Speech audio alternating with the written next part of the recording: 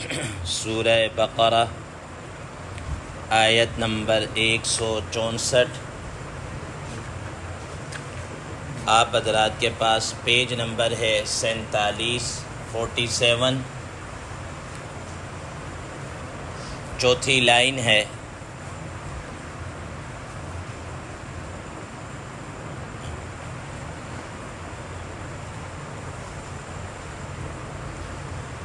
اعوذ باللہ من الشیطان الرجیم، بسم اللہ الرحمن الرحیم۔ ان فی خلق السماوات والارض واختلاف اللیل والنہار والفلك التي تجري في البحر بما ينفع الناس وما أنزل الله من السماء من ماء فأحيا به الأرض بعد موتها وبث فيها من كل دابة وتصريف الرياح والسحاب المسخر بين السماء والأرض لآيات لقوم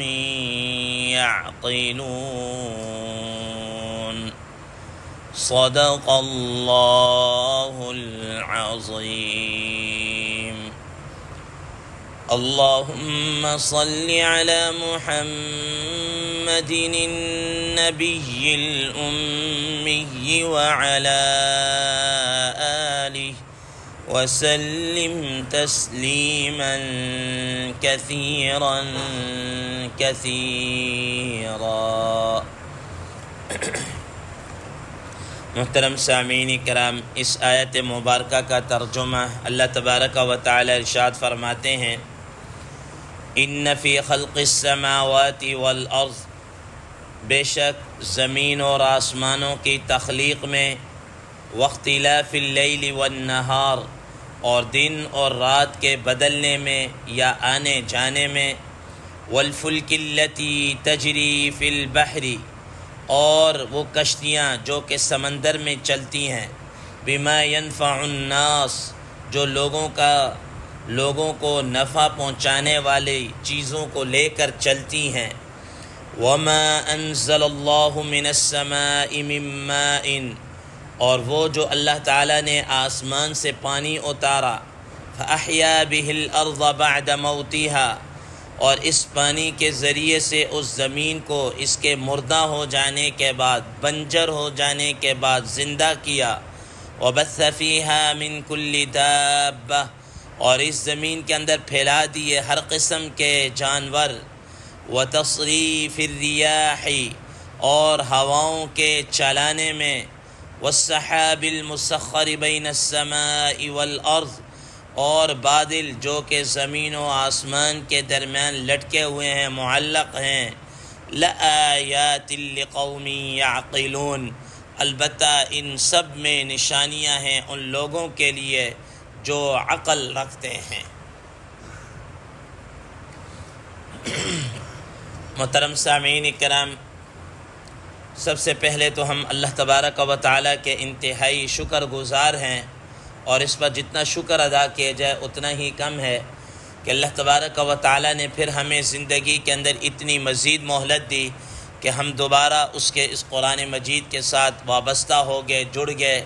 اللہ تبارک و تعالیٰ سے دعا ہے کہ اللہ تبارک و تعالیٰ ہمیں ایسے ہی قرآن مجید کے ساتھ ہمیں بھی اور ہماری نسلوں کو بھی اور پوری امت مسلمہ کو اس قرآن مجید کے ساتھ وابستہ رکھے، اور ہمیں اس سے بھرپور طریقے سے مستفید ہونے کی، فائدہ اٹھانے کی توفیق عطا فرمائے۔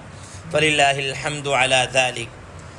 محترم سامعین کرام، آپ حضرات کے علم میں ہے کہ ہماری گفتگو چل رہی تھی ما قبل میں اللہ تبارک و تعالی نے تحویل قبلہ یعنی بیت اللہ شریف کو اللہ تبارک و تعالی نے قبلہ مقرر کیا۔ اس سے پہلے مدینہ منورہ کے اندر قبلہ کے طور پر مسجد اقصی اس کے بیت المقدس کی طرف رخ کر کے نماز پڑھا کرتے تھے، پھر بیت اللہ شریف کی طرف رخ ہوا اور اس میں لوگوں نے باتیں کی، اللہ تعالیٰ نے اس کو بڑی تفصیل کے ساتھ بیان کیا۔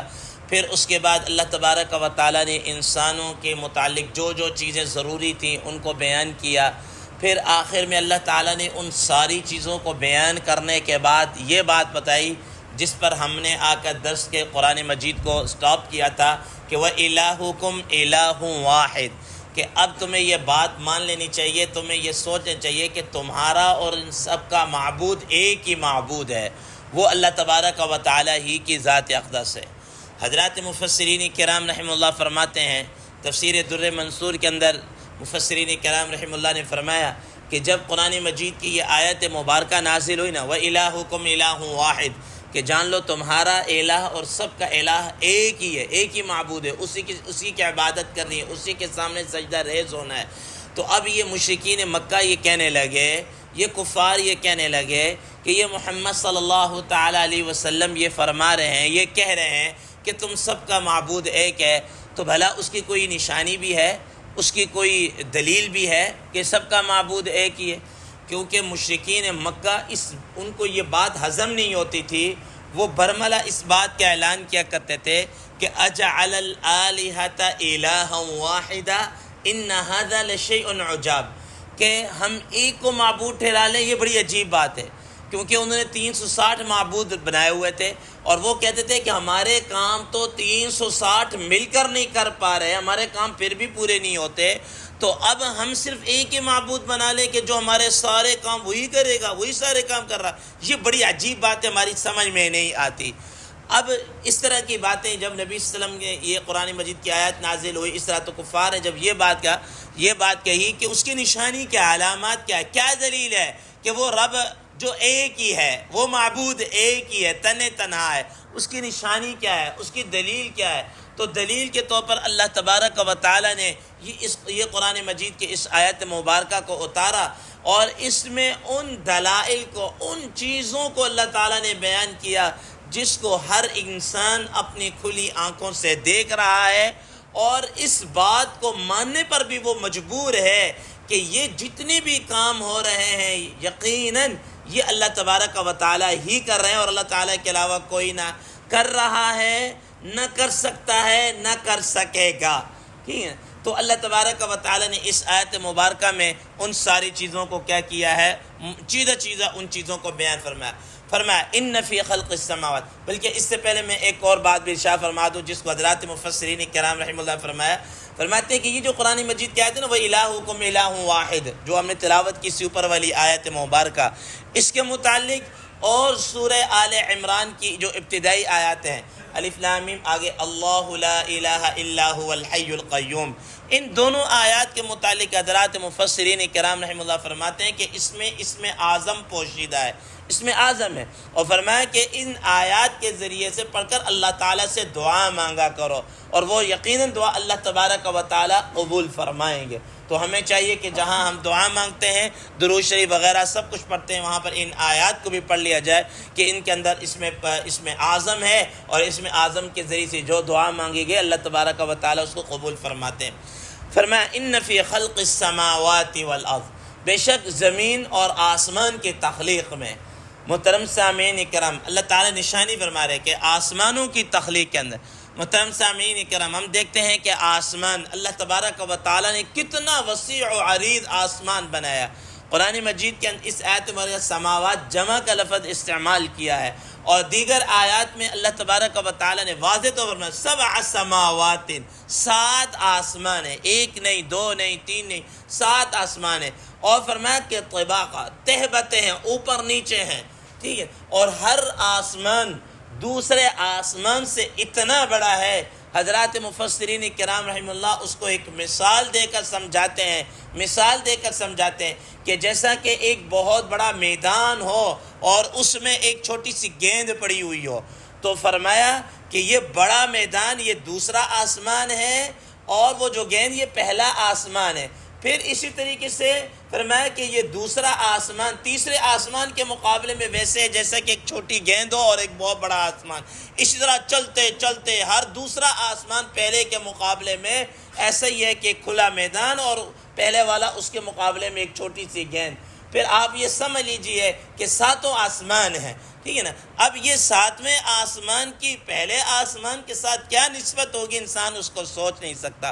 اور قرآن مجید میں اللہ تبارک و تعالیٰ نے یہ بات ارشاد فرمائی وَالسَّمَاءَ بَنَيْنَاهَا بِأَيْدٍ وَإِنَّا لَمُوسِعُونَ کہ ہم نے اپنے قبضہ قدرت سے ہم نے اس آسمان کو بنایا. وَإِنَّا لَمُوسِعُونَ اور ہم اس کو وسعت دیتے چلے جا رہے ہیں, اس کو وسعت دیتے چلے جا رہے ہیں. کتنا وسیع ہے. آج بھی جو جدید ریسرچر ہیں, جو ریسرچ سکالر ہیں, وہ اس بات کو ماننے پر مجبور ہیں کہ ہم نے آج تک جتنی بھی تحقیق کر لی ہے وہ تقریباً وہ بتاتے ہیں کہ 5% یا 0.5% ابھی تک ہم آسمان کے متعلق جان پائے ہیں. باقی ہمیں اس کے متعلق پتہ ہی نہیں ہے کیا ہے کیا نہیں ہے, کیا ہے کیا نہیں. یہ اللہ تعالیٰ اس کو وسعت دیتے چلے جا رہے ہیں. جو کچھ بھی ستارے سیارے اور پتہ نہیں کتنے کہکشائیں ہیں. آج بھی جو جدید محققین ہو گئے کہ پتہ نہیں کتنے ارب کہکشائیں وہ دریافت کر چکے ہیں, کتنے ارب. لیکن کیا ہے اس کے متعلق ابھی تک بھی وہ کہہ رہے ہیں کہ ہم نے جتنا بھی ہم نے تحقیق کر لیا ابھی تک 5% ہے, باقی 95% کا ہمیں پتہ ہی نہیں ہے کیا ہے کیا نہیں ہے. اور ان ساری کہکشاؤں میں ایک ملکی وے ہے, اس ملکی وے میں ایک سولر سسٹم ہے, نظام شمسی ہے. اس نظام شمسی کے اندر ایک زمین ہے جس میں ہمارے سامنے اور جس کو آج تک ہم سمجھ نہیں سکے. باقی تو چھوڑ ہی دیجئے, باقی تو چھوڑ دیجئے. تو یہ آسمان ہے. پھر اتنا وسیع و عریض آسمان دیکھ لیجئے. اللہ تبارک و تعالیٰ نے ایک بات ارشاد فرمائی بغیر عمد ترونہا کہ تم کھلی آنکھوں سے دیکھو بغیر ستون کے ہے, کوئی ستون نہیں. ہم دنیا کی کوئی بڑی تو چھوٹی سی چھوٹی عمارت بھی کھڑی کرتے ہیں, اس کے نیچے کہیں پلر ہے کہیں سکون ہے, پتہ نہیں کیا کچھ ہے, ٹھیک ہے, اس کے بغیر عمارت ہی نہیں خرید. لیکن اللہ تبارک و تعالیٰ فرما رہے ہیں کہ یہ دیکھ لو بغیر عمد ترون, بغیر ستون کے ہم نے اتنی بڑی چھت کیا ہے بنا دی ہے. یہ کیا ہے, اور ایک نہیں ہے, دو نہیں ہے, 7 ہیں. اوپر نیچے ہم نے کیا کر دیا, بنا دیا, کوئی بنا کر دکھائے. قرآن مجید میں خود اللہ تبارک و تعالیٰ نے ارشاد فرمایا وَلَئِن سَأَلْتَهُمْ مَنْ خَلَقَ السَّمَاوَاتِ وَالْأَرْضِ ذرا ان سے پوچھئے کہ ان مشرکین مکہ سے سوال کیجئے, پوچھئے ان سے کویسچن کیجئے کہ یہ زمین و آسمان کس نے بنایا ہے. تو وہ بھی کہہ دیتے ہیں لَيَقُولُنَّ اللَّهُ کہ ان کو بنانے والا نہ لات ہے نہ منات ہے نہ عزہ ہے نہ حبل ہے, کوئی بھی نہیں ہے. ان کو بنانے والا کون ہے؟ اللہ ہے. اللہ لَيَقُولُنَّ اللَّهُ, وہ کیا ہے؟ اللہ. تو اللہ تبارک و تعالیٰ اس کو فرما رہے ہیں کہ اس زمین اس آسمان کی تخلیق کے اندر کیا ہے تمہارے لیے نشانیاں. پھر آگے فرمایا پھر اب اس کو جتنی مرضی آپ اس میں دیکھیں, آسمان کے اندر سورج ہے یہ اور پتہ نہیں کیا کچھ ہے, اس کو تو چھوڑ دیجئے, ٹھیک ہے, جس کے اوپر ہماری زندگی کا دار و مدار ہے. سورج سے ہم حرارت بھی لے رہے ہیں اور ہمارے لیے روشنی کا بھی بندوبست ہے. اور اب تو جدید طور پر ہمارے لیے تو سولر سسٹم, یعنی ہم اس سے توانائی بھی کیا کر رہے ہیں, حاصل کر رہے ہیں, اور پتہ نہیں کیا کچھ ہم حاصل کر رہے ہیں. یہ سب اللہ تبارک و تعالیٰ نے اس کے اندر کیا رکھی, یہ چیزیں. اور یہ وہ چیزیں ہیں کہ ان پڑھ سے ان پڑھ آدمی بھی جناب اس کو دیکھتا ہے تو وہ یہ کہنے پر مجبور ہوتا ہے کہ یہ سارا کام کوئی بنانے والی ہستی موجود ہے, کوئی انسان نہیں کر سکتا.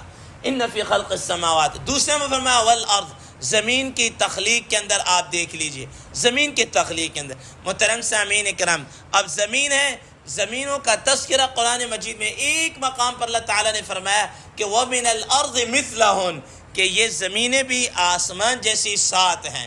اور کیسی ہیں؟ حضرت عبداللہ بن عباس رضی اللہ تعالیٰ عنہ سے روایت ہے کہ اس زمینوں کے اندر بھی اللہ تبارک و تعالیٰ نے پتہ نہیں کون کون سی مخلوق رکھی ہے جس کا ہمیں علم نہیں ہے, جس کا ہمیں علم نہیں ہے. وہ اللہ تبارک و تعالیٰ کی ہی علم ہے کیا مخلوق ہے کیا نہیں. اب آپ دیکھ لیجیے یہ زمین ہے, اس زمین کے اندر اللہ تعالیٰ نے ایسی چیزیں رکھی ہے کہ ہم کھلی آنکھوں سے ان کو دیکھ رہے ہیں, کھلی آنکھوں سے. بظاہر ہم زمین کو کھودیں تو وہ کیا ہے, سوائے مٹی کے ہمارے ہاتھ کچھ ہی نہیں آتا. لیکن اسی زمین کے اندر دیکھ لیجئے ثم شققنا الارض شقا کہ ہم نے اس زمین کا سینہ چیرا, انبتنا فیہا حبا وعنبا وقضبا وزیتونا ونخلا وحدائق غلبا. کون سے پھل ہیں جو اللہ تعالیٰ نے اس زمین سے نہیں نکالے, کون سی چیزیں جو اللہ تعالیٰ نے اس زمین سے نہیں نکالے. چلے یہ تو پھل اور یہ چیزیں تو ہے ہی ہیں، اب معدنیات دیکھ لیجئے کتنی اللہ تبارک و تعالیٰ نے اس زمین کے اندر سے نکالی ہے، اس زمین کے اندر سے نکالی ہے۔ اب دیکھیں پیٹرول کو دیکھ لیجئے، گیس کو دیکھ لیجئے، اور پتہ نہیں کتنی دہاتیں ہیں وہ دیکھ لیجئے کہ اللہ تبارک و تعالیٰ نے اس زمین کے اندر سے کیا کی ہیں، نکالی ہیں، کہ آج بھی جناب اللہ نکلتے چلے ہیں۔ خزانے ہیں کہ زمین سے نکل رہے ہیں، انسان نکال رہا ہے، اللہ تعالیٰ زمین کے اندر اور پتہ نہیں کتنے خزانے چھپا رکھے ہیں۔ یہ کیا چیز ہے؟ اب آپ دیکھ لیجئے کہ اس زمین کو اللہ تبارک و تعالیٰ نے اتنا نرم بھی نہیں بنایا کہ انسان پاؤں رکھے اور زمین کے اندر دھنستا چلا جائے، اتنا نرم بھی نہیں، اور اتنی سخت بھی نہیں ہے کہ انسان اس سے کوئی کام لینا چاہے اور انسان اس کو کام بھی نہ لے سکے۔ نرم اتنی ہے کہ ایک کومپل اس کا سینہ چیر کر باہر نکل آتی ہے، اور سخت اتنی ہے کہ انسان نے سینکڑوں منزلہ عمارت تعمیر کر لی اور جناب اعلیٰ زمین وہیں کی وہیں کھڑی ہوئی، نیچے نہیں ہو رہی۔ یہ اللہ تبارک و تعالیٰ کی کیا ہے قدرت ہے۔ فرمایا کہ زمین و آسمان کی تخلیق کے اندر اللہ تبارک و تعالیٰ کی کیا ہے نشانیاں ہیں۔ یہ کس چیزیں بیان کی ہیں؟ قرآن مجید میں اللہ تبارک و تعالیٰ نے مخاطب کر دیا، قُلْ أَرَأَيْتُمْ مَا تَدْعُونَ مِن دُونِ اللَّهِ أروني ماذا خلقوا من الأرض أم لهم شرك في السماوات ایتونی بکتاب من قبل هذا او اثارت من علم، کہ تم اللہ کے علاوہ جس کو پکارتے ہو ذرا دکھاؤ تو صحیح، انہوں نے زمین و آسمان کے اندر کون سی چیز بنائی ہے۔ ارونی ماذا خلقوا من الارض ام لهم شرک فی السماوات، انہوں نے زمین کے اندر کچھ چیز بنائی ہے یا آسمان کے اندر ان کی کوئی پارٹنرشپ رہی ہے، ذرا بتاؤ تو صحیح نا، کہ وہ آسمان کی تخلیق کے اندر اللہ کے شریک رہے، کچھ تو بتاؤ، ٹھیک ہے نا۔ کوئی چیز ایسی لے کر کچھ بھی ان کے پاس نہیں ہے، ٹھیک، کچھ بھی ان کے پاس نہیں ہے، کوئی بھی چیز نہیں، بلکہ الٹا میں نے آپ کو ان سے پوچھا جائے یہ کس نے کیا، تو وہ کہتے ہیں یہ اللہ تبارک و تعالیٰ نے کیا۔ تو عجیب بات کہ بنایا اللہ تعالیٰ نے، چارہ نکالا اللہ تعالیٰ نے، اس مخلوق کو جو کھایا پی رہے وہ اللہ تعالیٰ نے پیدا کی، لیکن کھانے پینے اور سب کی چیزوں کی باری آئی تو اللہ تعالیٰ، لیکن جب عبادت کی باری آ رہی تو پھر اللہ کیوں نہیں، پھر غیر اللہ کیوں ہو جاتا ہے، پھر اللہ کے علاوہ دیگر مخلوق کیوں ہو جاتی ہے؟ کھا اسی کرے ہو، زمین اس کی استعمال کر رہے ہو، سب چیزیں اس کی، تو عبادت پھر اللہ کی کیوں نہیں، عبادت دوسروں کی ہو؟ تو اللہ تبارک و تعالیٰ اس کو فرمایا کہ وہ معبود کیا ہے، ایک ہی ہے۔ محترم سامعین اکرام، آگے آیت لمبی انشاءاللہ عزیز ایک آدھ دو دنوں میں اس کی مزید تفصیل بیان کی جائے کہ مزید جو اللہ تعالیٰ نے اور جو نشانیاں اس آیت میں بیان کی وہ انشاءاللہ عزیز کل کے 10 میں بیان کی جائیں گے۔ اللہ تبارک و تعالیٰ سے دعا ہے اللہ تبارک و تعالیٰ ہمیں اس پر عمل کرنے کی توفیق عطا فرمائے۔ وآخر دعوانا ان الحمد للہ رب العالمین۔